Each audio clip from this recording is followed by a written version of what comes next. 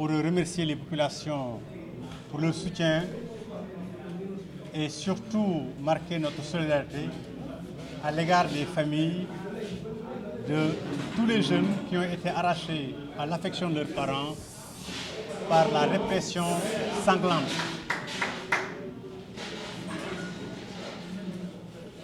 des 1er, 2 et 3 juin. Nous l'avons également convoqué pour dire notre préoccupation, mais surtout notre désaccord par rapport à la conférence de presse tenue par les ministres du gouvernement.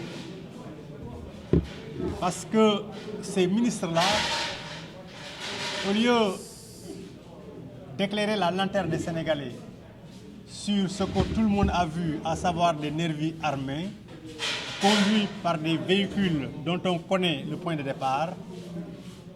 au lieu d'éclairer la lanterne des Sénégalais sur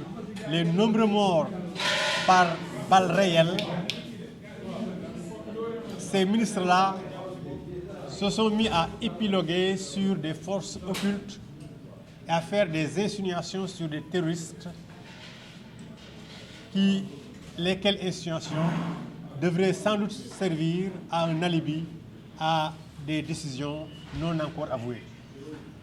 Nous avons également, à cette occasion,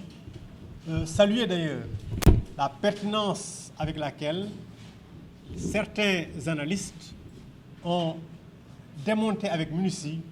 les contre-vérités, les contradictions et surtout les discours captieux des ministres. Nous voulons citer la conférence de presse de Yewwi, la conférence de presse de Bougane Gueye Dany, les sorties de Siré-Sy, de Pape Alé Niang, etc., que nous remercions au passage. Le F24 a appelé l'État à accepter, à admettre que ce n'est pas par perte de profit que toutes ces vies humaines vont être passées. Parce que, justement, le Sénégal a des obligations à respecter. Le Sénégal doit respecter ses engagements qui interdisent la torture, qui interdisent l'utilisation des armes à feu contre des manifestants innocents. Et ces interdictions-là ont été violées allègrement par le gouvernement du Sénégal. Et c'est pourquoi nous avons pris l'initiative, avec toutes les organisations habilitées à ce niveau, de saisir les juridictions nationales, régionales, internationales, pour montrer à messieurs les ministres du gouvernement que ce ne sont pas des fanfaronnades. Nous sommes des gens, des avocats, des organisations compétents, habilités, évidemment, à saisir ces juridictions dans les règles de l'art, et ce sera fait comme il le faut. La CPI sera saisie à cette occasion parce que des crimes contre l'humanité ont été commis au Sénégal. Nous avons également mis l'accent sur le fait que, à partir de ce lundi, il y aura le dialogue du peuple. Le dialogue du peuple qui sera facilité par l'engagement des journalistes. Parce que ce dialogue-là se fera sous forme bimodale, sous la forme d'un dialogue ouvert au public à travers les réseaux sociaux, mais également un dialogue qui sera fait à travers des ateliers regroupant des experts, évidemment, compétents dans les domaines, dans les deux thématiques qui sont choisies et qui constituent la première phase du dialogue, à savoir, 1, le 3e mandat, qui constitue un coup d'État constitutionnel, et 2, la justice à 2 vitesses. Donc ce sont les deux thématiques sur lesquelles nous allons insister dans la première phase, et nous estimons que les journalistes que vous êtes pourraient beaucoup aider. Pourraient beaucoup aider en diffusant et en rediffusant toutes les vidéos, les VAR, qui montrent que les gouvernants actuels se contredisent, se renient et évidemment veulent nous manipuler, veulent nous faire croire à des contre-vérités, et vous pouvez aider à la manifestation de la vérité. Donc nous demandons, nous exhortons les journalistes à ouvrir, à faire des débats contradictoires au besoin sur ces questions-là durant cette période allant du lundi 19 au vendredi 23. Parce que justement, on sait que ce qui fait que le pays est sous tension depuis plusieurs années, c'est essentiellement deux choses. La première, c'est le troisième mandat. La deuxième, c'est la justice à deux vitesses. Et il faut particulièrement que tout cela soit mis en évidence et que les Sénégalais soient informés, conscientisés et mobilisés. Nous avons également insisté sur le fait que nous avons par devoir l'obligation de dénoncer avec véhémence la coupure du signal de Walfadjri, de dénoncer la détention arbitraire et injustifiée de journalistes, le blocus illégal du domicile de Sonko,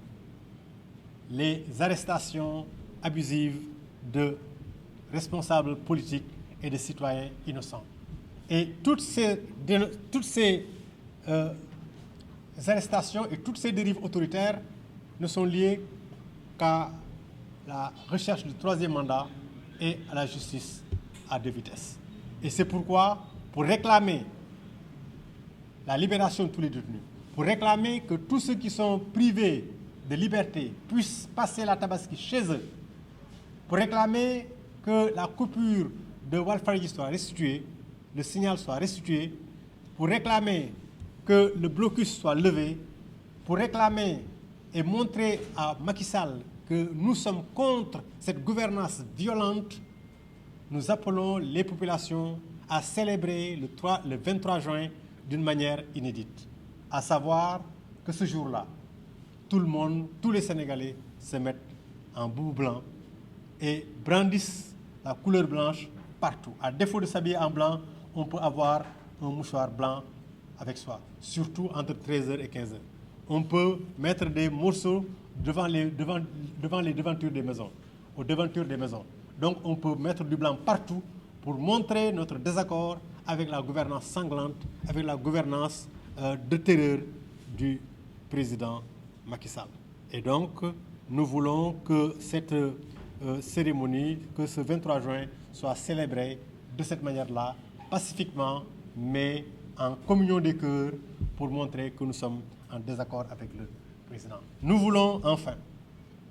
annoncer que le 14 juillet prochain,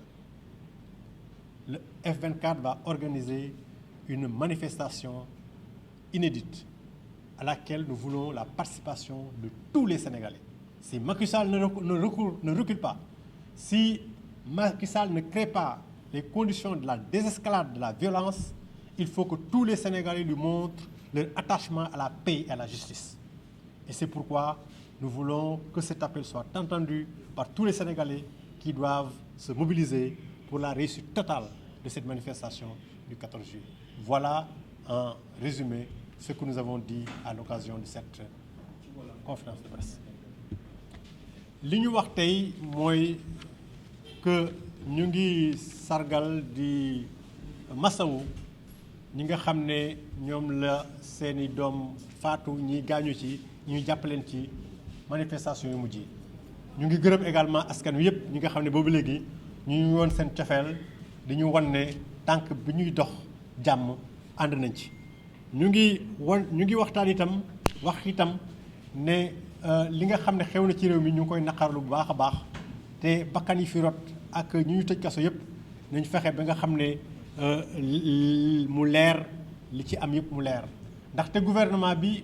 ay ministre la teg barki démb ministre yooyu ñu ngi doon xaar ñu leeral ñu